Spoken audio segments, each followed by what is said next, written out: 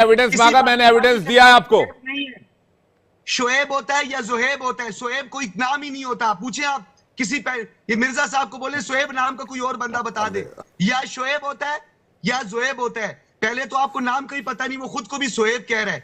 शोएब कोई पाकिस्तानी नेम ही नहीं है किसी का, पहली बात। दूसरी बात ये है मेरे भाई, ये सारी की सारी प्लांटेड वीडियो है। आप मुझे कोई बताएं कि कहीं पे न्यूज ब्रेक हुई हो अच्छा, आपके ये जो डिस इन्फो के अलावा, जोएब अख्तर, प्रोग्राम किया है। बुखारी साहब, जोएब अख्तर है, शोएब अख्तर है, जोएब मलिक है, शोएब मलिक है? शोएब भी है, जोएब भी है, शोएब कोई नहीं है। नहीं, शोएब कोई है ही नहीं। मैं तो शोएब अख्तर, मैं तो शोएब चौधरी कह रहा हूं। नहीं, शोएब चौधरी, अभी आप शोएब लगे, वो खुद को शोएब मैं कहा भाई, मेरे तलफ्फुज में कोई दिक्कत नहीं है बुखारी साहब। जितना दुरुस्त आपका तलफ्फुज है, उससे बाकायदा 1% ज्यादा ही दुरुस्त मेरा तलफ्फुज होगा, मैं दावे के साथ कह सकता हूं। लेकिन आपको आप शोएब चौधरी कह रहे, कोई नाम ही नहीं हो सकता है भाई। शोएब अख्तर कौन है फिर? शोएब मलिक कौन है फिर? नहीं है, शोएब है, शोएब नहीं है, शोएब नहीं है कोई भी। ये भाई, ये आपके पास देखिए बुखारी साहब, आपके पास इस कुकर्म के लिए कोई जवाब नहीं है, तो आप उल्टी सीधी दलीलें दे रहे हैं। वीडियो दोबारा प्ले करें, वीडियो दोबारा प्ले करें। मैं क्यों वीडियो दोबारा प्ले कर दूं? खामखा मैं अपना टाइम उधर भेज दूं? आपके पास जवाब नहीं है तो आप बाल की खाल निकाल रहे हैं। बाल की खाल क्यों निकाल रहा हूं? आपका झूठा प्रोपेगेंडा है तो मैं काउंटर कर रहा हूं उसको। शोएब चौधरी मेरा रिपोर्टर है क्या पाकिस्तान में? एक्सपोज कर रहा हूं, आपका भांडा फोड़ रहा हूं बीच सड़क में। आपका भांडा आपके यंगस्टर्स ने फोड़ दिया है, अपने भांडा की चिंता कीजिए, पता नहीं और कितने फूटेंगे। यूट्यूबर नहीं है, कोई यूट्यूबर नहीं है ये हमारा, ये 40,000 यूट्यूबर्स में इनमें से कोई भी नहीं है। ये बहुत तकलीफ होती है बुखारी साहब आपके जवाब से। किस तरह की बातें आप करते हैं, अपने लोगों को मानने से इनकार करें, बताइए। ऐसा कौन सा मुल्क करता है? कितनी तनख्वाह मिल जाएगी आपको? कितनी तनख्वाह मिल ऐसा जाएगी? कौन सा मुल्क करता है? ऐसा कौन सा मुल्क करता है? वो मिर्जा जी की टांगे कब्र में, वो भी झूठ बोल रहे हैं। ऐसा कौन सा मुल्क करता है? आप अपने लोगों को एक्सेप्ट करने से, आपने जंगों में भी यही किया है। कर्नल कुछ कहना चाह रहे हैं, उसके बाद मोहसिन रजा सर के पास जा रहा हूं। कर्नल साहब, जब्बार साहब से पूछना चाहूंगा, यार पिछले 8 दिनों से आपको इस कार में किसी ने बंद कर रखा है क्या? 8 दिनों से कार में ही दिखाई दे रहे हो आप। जब भी आते हो कार में बंद होते हो, क्या बंद हो गए हो क्या? खोलने आए आपको? जल रही है, जल रही है, खोलने जल रही है। डब्बू बेटा चेन लगा दी है, चेन लग गई कार में, कार से बाहर नहीं है। डब्बू बेटा, डब्बू बेटा चेन लगा दी कार में। अरे बेशरम, कार में बंद कर रखा तेरे को। अब मैं विवेक में बताना चाहूंगा, टॉपिक पे रहे, रिक्वेस्ट कर रहा हूं प्लीज।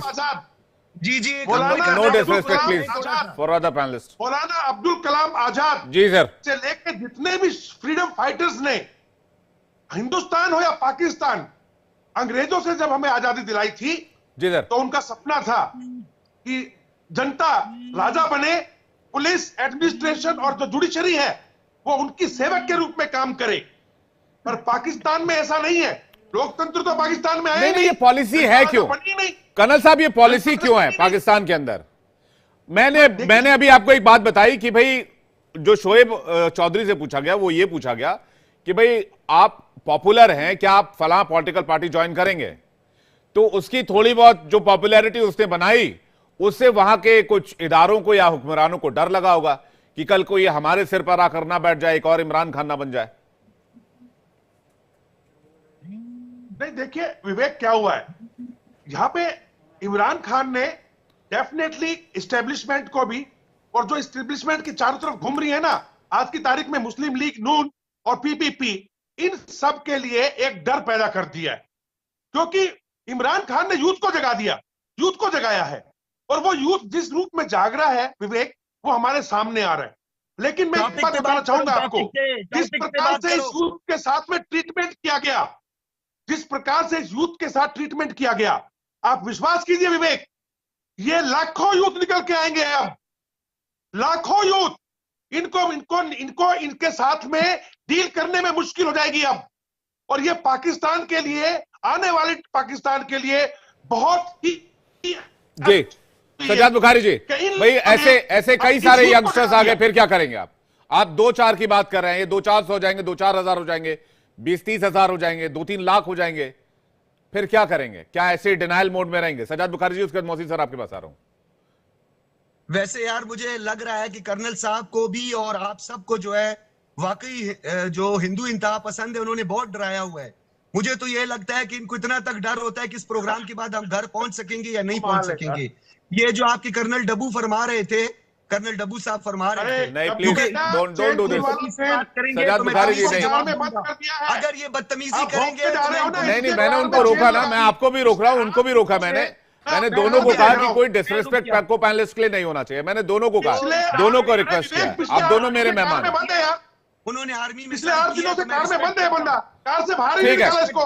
नहीं टॉपिक पे मैं फिर से रिक्वेस्ट कर रहा हूं, टॉपिक पे ये देख लो, आ जाओ देख लो।